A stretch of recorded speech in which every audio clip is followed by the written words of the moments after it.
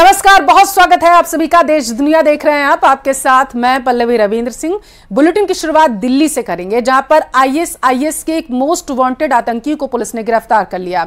उस पर तकरीबन 3 लाख का इनाम घोषित है, ऐसी जानकारी। गिरफ्तार आतंकी का नाम रिजवान अली है। वह एनआईए की मोस्ट वांटेड लिस्ट में शामिल था। आतंकी रिजवान अली दरियागंज का रहने वाला था। पुणे आईएसआईएस मॉड्यूल का वह आतंकी है और दिल्ली पुलिस की स्पेशल सेल ने उसे गिरफ्तार किया। उसके पास से हथियार भी मिले हैं। पुणे मॉड्यूल के कई आतंकियों को पुणे पुलिस और एनआईए गिरफ्तार कर चुकी है, लेकिन रिजवान जांच एजेंसियों को चकमा देकर लंबे वक्त से फरार था। एक ऐसे आतंकी को गिरफ्तार किया है जिसकी तलाश केंद्रीय जांच एजेंसी एनआईए के द्वारा पिछले काफी समय से की जा रही थी। गिरफ्तार आतंकी का नाम रिजवान अली है और जिस तरह से रिजवान अली की अगर बात करें तो इसका संबंध आतंकी संगठन आईएसआईएस के साथ में बताया जा रहा है और खास तौर पर आईएसआईएस के जो पूरा मॉड्यूल है उस मॉड्यूल से इसका कनेक्शन जो है वो जुड़ता हुआ नजर आ रहा है। तो इस मामले में जिस तरह से 15 अगस्त के ठीक पहले इस आतंकी को गिरफ्तार किया गया है और इस आतंकी से संबंधित तमाम इन्वेस्टिगेशन की जो प्रक्रिया है उसको आगे बढ़ाया जा रहा है, तो एक तरह से कह सकते हैं कि दिल्ली पुलिस के लिए निश्चित तौर पे बहुत बड़ी कामयाबी है। लेकिन जब इस मामले में आरोपी को कोर्ट के पेश किया जाएगा, उसके बाद इस आरोपी के बारे में बताया जाएगा कि इसके खिलाफ किस तरह से तमाम सबूतों को इकट्ठा किया गया है, किस तरह से इस मामले में तमाम जो पूछताछ की प्रक्रिया हुई है और खास तौर पर जब इस आतंकी का इंट्रोगेशन रिपोर्ट बनेगा तो उसके बाद निकल के कई जो राज हैं वो सामने आ सकते हैं। और खास तौर पर यह जानना बेहद जरूरी है कि इस आतंकी का किन किन राज्यों में कनेक्शन है और किन किन लोगों के संपर्क में था। राजधानी दिल्ली या एनसीआर की बात करें या कुछ अन्य दूसरे राज्यों की बात करें तो किन किन राज्यों में किस तरह के बड़े साजिश को अंजाम देने की फिराक में था। तो इन तमाम मामलों पर स्पेशल सेल के द्वारा फिलहाल पूछताछ की जा रही है और सबसे पहले इस आरोपी को जब कोर्ट में पेश किया जाएगा उसके बाद इसकी रिमांड ली जाएगी और रिमांड के बाद आगे की पूछताछ की जाएगी। तो निश्चित तौर पर कहा जा सकता है कि रिजवान अली, जिसके खिलाफ 3 लाख रुपए का इनाम भी घोषित किया गया था और जांच एजेंसी एनआईए के द्वारा पिछले काफी समय से इसकी तलाश की जा रही थी, लेकिन जिस तरह से दिल्ली पुलिस की स्पेशल सेल ने 15 अगस्त के ठीक पहले जिस तरह से इसको गिरफ्तार किया गया है, कहा जा सकता है कि इस मामले में जैसे जैसे तफ्तीश का दायरा आगे बढ़ेगा आने वाले दिनों में इस मामले में कई खुलासे देखने को मिल सकता है। वीडियो जर्नलिस्ट सोनू मंडल के साथ शंकर आनंद, न्यूज 18 दिल्ली।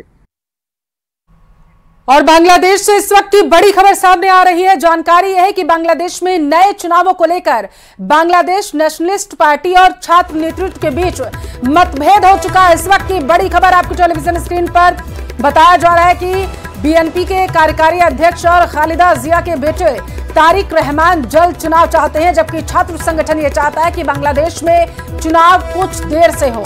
तारिक रहमान जल्द इसलिए चुनाव चाहता है ताकि बांग्लादेश का वो पीएम बन सके। तारिक रहमान को यह भी चिंता सता रही है कि अगर चुनाव में देरी हुई तो बीएनपी और जमात के पक्ष में मौजूदा समर्थन वाला माहौल कमजोर पड़ सकता है।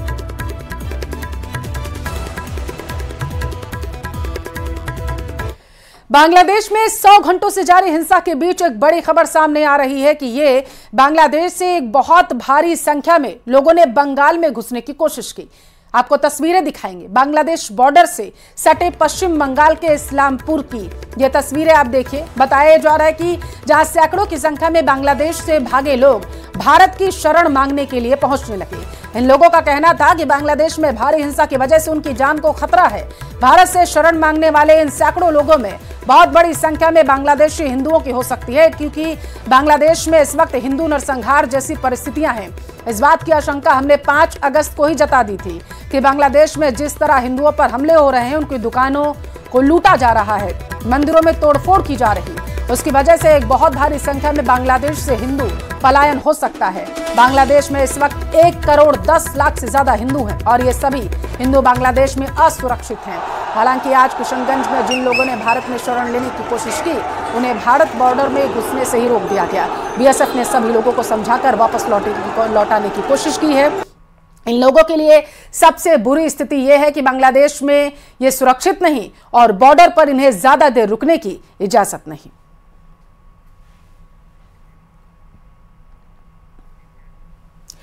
बांग्लादेश का एक वीडियो सनसनीखेज सामने आ चुका है जिसमें कुछ लोग एक लड़की को उठाकर ले जाते नजर आ रहे हैं। वीडियो में आप देख सकते हैं 6 से 7 लोग लड़की के हाथ पैर पकड़कर उठाकर उसे ले जाकर एक गाड़ी में रख देते हैं। लड़की को जब उठाकर लाया जा रहा था तो उसके पीछे कुछ लोग दौड़ते हुए भी दिखाई दिए। जानकारी है कि यह वीडियो बांग्लादेश के नोआखाली के सेनबाग इलाके का है और आरोप ये कि लड़की हिंदू है जिसे मुस्लिम लड़के अगवा करके लेकर जा रहे हैं। हिंदू लड़की के अपहरण की सूचना मिलने पर बांग्लादेश की सेना ने तलाशी अभियान चलाया, उसे बरामद किया गया, साथ ही 3 लोगों को हिरासत में भी लिया गया, जबकि अभी बाकी फरार हैं।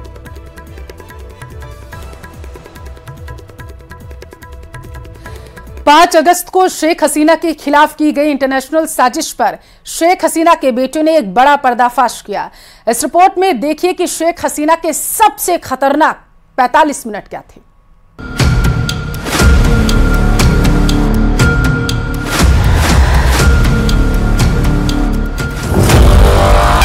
4 अगस्त को बांग्लादेश में हिंसा और उपद्रव में 100 की मौत हो गई थी। 5 अगस्त को आंदोलनकारियों ने ढाका के गढ़ भवन पर धावा बोल दिया था। तब ढाका से दिल्ली 2 अर्जियां पहुंची।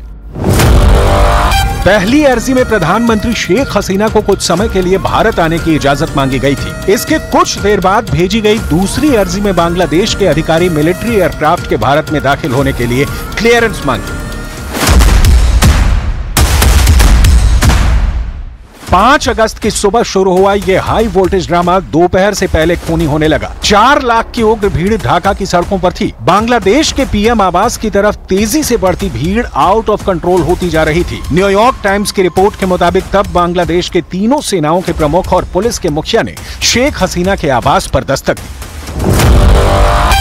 पीएम आवास पर तीनों सेना प्रमुखों ने शेख हसीना के इस्तीफा देने और देश छोड़ने की सलाह दी। उस वक्त वहां मौजूद शेख हसीना की बहन रेहाना को भी हालात की गंभीरता बताई गई, जिसके बाद रेहाना ने शेख हसीना से अकेले में 20 मिनट तक बात की, लेकिन शेख हसीना बांग्लादेश से बाहर नहीं जाने पर अड़ी रही। आखिरकार आर्मी जनरल वक़ार उज जमान ने अमेरिका में रह रहे हसीना के बेटे वाजेद जॉय को फोन किया। यहाँ कोई पुलिस नहीं है, यहाँ कोई सुप्रीम कोर्ट नहीं है, कुछ भी नहीं है। तो इस वक्त हमारी माँ वो बांग्लादेश उनकी बांग्लादेश छोड़ना का कोई इंटेंशन नहीं था। बेटे के बार बार समझाने पर, ये बताने पर कि उनकी जान खतरे में है, दुश्मन देश और कई ताकतवर खुफिया एजेंसियों के खूंखार लोगों का दिमाग साजिश में लगा है, तब भी शेख हसीना मानने को तैयार नहीं हुई। लेकिन जब बेटे ने शेख हसीना को 1975 का इतिहास याद दिलाया तो उन्होंने लंबी चुप्पी के बाद सिर्फ जवाब में हाँ कहा। 5 अगस्त की दोपहर 1 बजे शेख हसीना ने देश छोड़ने का मन बना लिया, लेकिन जाते जाते वो देशवासियों को एक संदेश देना चाहती थी। मगर बांग्लादेश की आर्मी के कुछ जनरलों को ये भी मंजूर नहीं था। शेख हसीना देश के नाम संबोधन की तैयारी कर रही थी, लेकिन लाइव ब्रॉडकास्ट वाला ट्रक पीएम आवास की जगह आर्मी चीफ के हेडक्वार्टर भेज दिया गया, जिससे साफ हो गया कि बांग्लादेश में तख्ता पलट हो चुका है।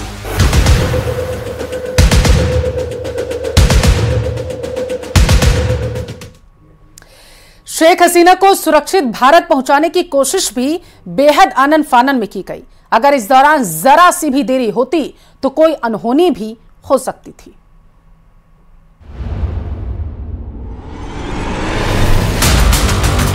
पीएम आवास से शेख हसीना को हेलीपैड ले जाया गया। वहां हेलीकॉप्टर के जरिए हसीना और उनकी बहन रेहाना एयरफील्ड पर पहुंची। फिर दोनों मिलिट्री एयरक्राफ्ट में बैठकर बांग्लादेश से भारत के लिए उड़ान भरी। 5 अगस्त को करीब 6 बजे Sheikh Hasina C-130 transport aircraft से गाजियाबाद के हिंडन एयरबेस पर पहुंची। भारत की मदद से बांग्लादेश की प्रधानमंत्री की जान तो बच गई, लेकिन उनके देश से की जा रही साजिशें थमी नहीं है।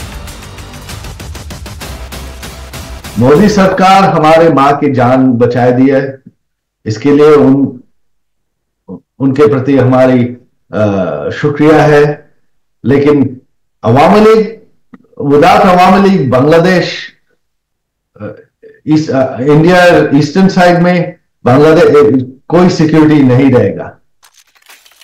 बांग्लादेश में जारी उथल पुथल के बीच भारत में घुसपैठ की कोशिशें जारी हैं।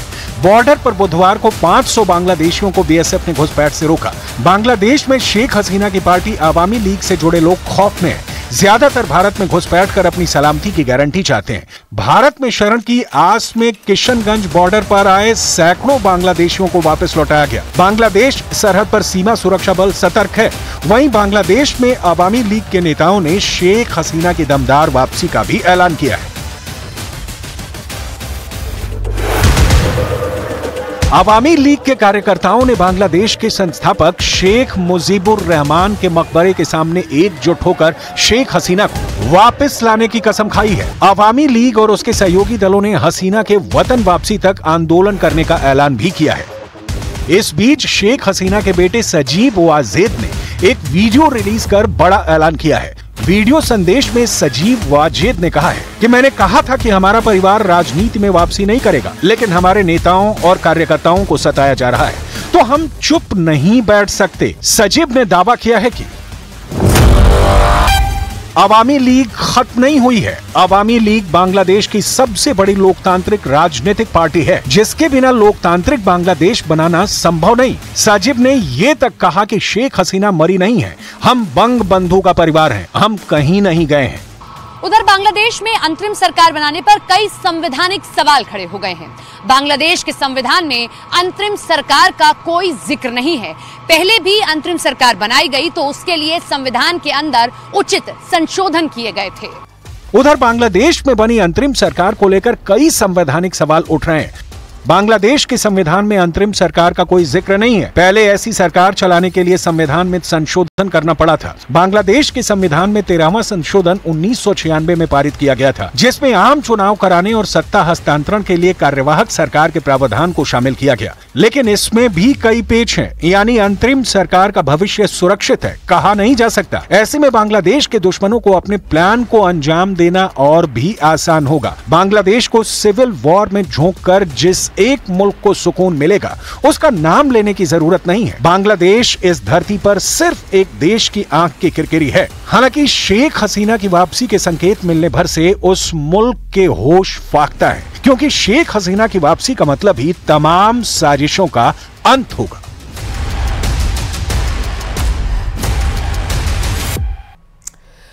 और इस वक्त की बड़ी खबर बांग्लादेश से आ रही है, आप तक पहुंचाएंगे, जहां पर पूर्व प्रधानमंत्री शेख हसीना के करीबी लोगों की गिरफ्तारी होना शुरू हो चुका है।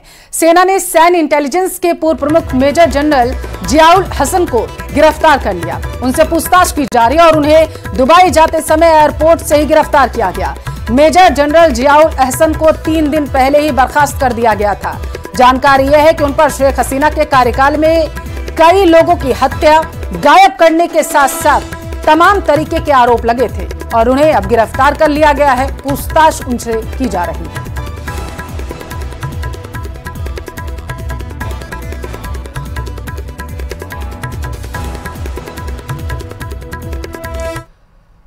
अब रुक करेंगे श्रीगंगानगर का। महिला की मौत के बाद परिजनों का वहां पर हंगामा देखने को मिला। परिजनों ने अस्पताल में जमकर हंगामा किया है। महिला डॉक्टर पर इस दौरान परिजनों की तरफ से लापरवाही का आरोप लगाया गया।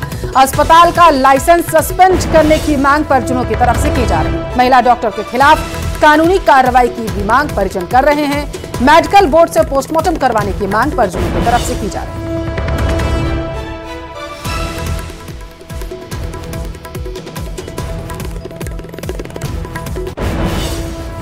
पेरिस ओलंपिक में सिल्वर मेडल जीतने के साथ ही नीरज चोपड़ा भारत से सबसे सफल ओलंपिकियन जो हैं वो बन चुके हैं। पेरिस में मेडल के साथ ही नीरज ने शूटर अभिनव बिंद्रा को पीछे छोड़कर ये रिकॉर्ड अपने नाम कर लिया। ओलंपिक्स में अभिनव बिंद्रा के नाम एक गोल्ड मेडल है, जबकि नीरज के नाम एक गोल्ड और एक सिल्वर मेडल जुड़ चुका है।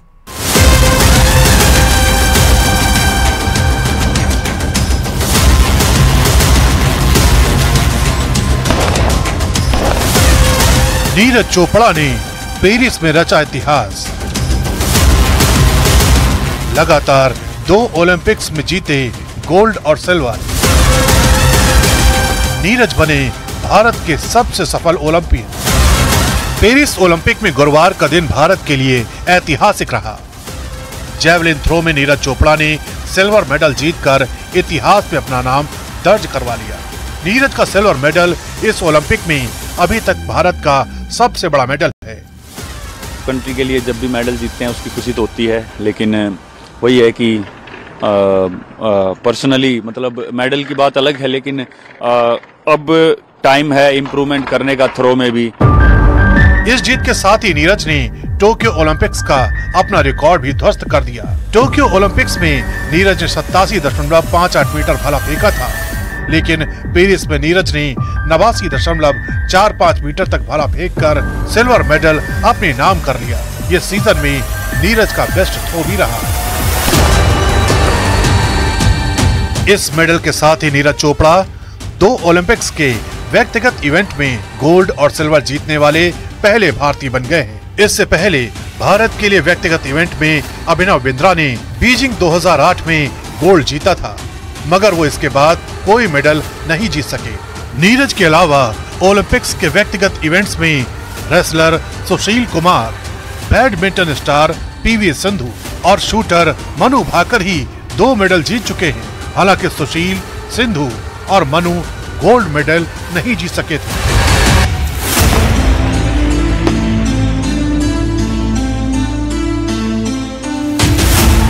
पेरिस में नीरज की सफलता की गूंज भारत में भी सुनाई दी। देश नीरज के मेडल का जोरदार जश्न मना रहा है। प्रधानमंत्री मोदी ने नीरज को बधाई देते हुए उन्हें आने वाली पीढ़ियों के लिए उदाहरण बताया। पीएम मोदी ने लिखा, नीरज चोपड़ा उत्कृष्टता के साक्षात उदाहरण हैं। उन्होंने बार बार अपनी प्रतिभा दिखाई है। भारत को खुशी है कि वे एक बार फिर ओलंपिक्स में सफल रहे हैं। रजत पदक जीतने पर उन्हें बधाई। वे आने वाले अनगिनत एथलीटों को अपने सपनों को पूरा करने और हमारे देश को गौरवान्वित करने के लिए प्रेरित करते रहेंगे। हरियाणा के पानीपत में नीरज के घर पर भी जश्न मन रहा है। उनके परिवार को बधाइयां देने के लिए लोग दूर दूर से उनके घर पहुंच रहे हैं। बधाई देने वालों के फोन थमने का नाम नहीं ले रहे। माता पिता का सीना गर्व से चौड़ा हो गया है। ये तो खुशी के आंसू हैं आ जाते हैं, लेकिन बहुत खुशी। हमने सिल्वर की गोल्ड की कोई हम नहीं सुनी है, लेकिन हमने सिल्वर भी गोल्ड बन गया है। हाँ। और जो बच्चा लेके आया वो भी हमारा लेके आया, गोल्ड लेके आया, सिल्वर लेके आया वो भी हमारा लेके आया। हमारा मानना है कि ये जैसे बोलते हैं भाई उनका बेटा है, तो ऐसा नहीं है। ये पूरे देश का बेटा है। जितनी भी मतलब अपनी पूरे देश की जनता उसके लिए मतलब प्रे कर रही थी, सभी का उसके ऊपर इतना ही हक है। जैसे मेडल जीता तो सभी ने चीयर किया, सभी उसके लिए विश भी कर रहे थे। मतलब काफी मतलब पूरे देश का ही एक बेटा है। पेरिस ओलंपिक में नीरज का मेडल इतिहास का वो हिस्सा है जो आने वाले समय में देश भर के खिलाड़ियों को प्रेरणा देता रहेगा। नीरज ने इस जीत के बाद ये वादा भी किया कि जल्द ही भारत का राष्ट्रगान एक बार फिर अंतर्राष्ट्रीय टूर्नामेंट में जमकर गूंजेगा। एसीबी की टोंक में एक बड़ी कार्रवाई देखने को मिली है, जहां पर रिश्वत लेते हुए एक अधिकारी को ट्रैप किया गया। जिला उद्योग केंद्र टोंक के मुख्य प्रबंधक सुल्तान मीणा अरेस्ट किए गए। जिला उद्योग केंद्र बूंदी के वरिष्ठ सहायक अजय खंडेलवाल को भी ट्रैप किया गया। जानकारी है कि 1 लाख की घूस के लेन देन के समय रिवर्स ट्रैप की कार्रवाई की गई। एसीबी ने सीए जयंत जैन को भी गिरफ्तार किया है, जिनसे अब पूछताछ की जाएगी। सुल्तान सिंह मीणा ने संजय खंडेलवाल के जरिए रिश्वत ली थी, ये जानकारी सामने निकल कर आ पाई है। विभिन्न औद्योगिक विकास योजनाओं में गलत रिपोर्ट बनाने और फर्जी तरीके से लोन पास करने और अनुचित लाभ पहुंचाने के एवज में रिश्वत लेने का आरोप है। अजय खंडेलवाल से 6 लाख की रकम बरामद होने की सूचना है। आरोपियों के कब्जे से तकरीबन 15 से 20 लाख की रकम बरामद की। ज्यादा जानकारी लेंगे संवाददाता जयपुर से टेलीफोन लाइन पर विष्णु शर्मा जुड़ चुके हैं। विष्णु, अधिकारियों का क्या कहना है, किससे सूचना के आधार पर एक कार्रवाई की गई? देखिए, लगातार एक बड़ी कार्रवाई एसीबी की आज टोंक जिले में हुई है और टोंक के जिला उद्योग केंद्र में रिश्वत के रकम लेन देन की शिकायतें एसीबी को मिल रही थी और उसके बाद एसीबी की जो टेक्निकल सेल है उसके डिप्टी एसपी राजेश दुरेजा की टीम ने करप्शन जो लेने वाले करने वाले लिप्त अधिकारियों को निगरानी की, उनके मोबाइल को ट्रैक किया गया, जिसके बाद आज बड़ी कार्रवाई एसीबी ने की, जिसमें एसीबी के जो टोंक में जिला उद्योग केंद्र के मुख्य प्रबंधक सुल्तान सिंह मीणा, उसके अलावा वरिष्ठ सहायक जिला उद्योग केंद्र बूंदी के अजय खंडेलवाल और उसके अलावा को 1 लाख रुपए की रिश्वत देते गिरफ्तार किया गया, ट्रैप किया गया।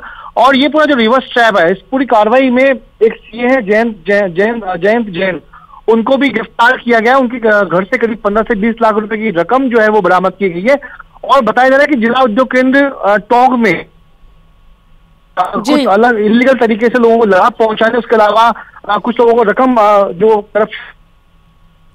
लोगों को लाभ पहुंचाने की नीयत से, अनुचित तरीके से लाभ पहुंचाने की नीयत से ये रिश्वत का रकम जो थी वो ले ली जा रही थी। और इसी कड़ी में टेक्निकल सेल की सूचना पे आज ये बड़ी कार्रवाई की है, जिसमें अहम भूमिका निभाई है टीएसपी राजेश दुरेजा की टीम ने। जी,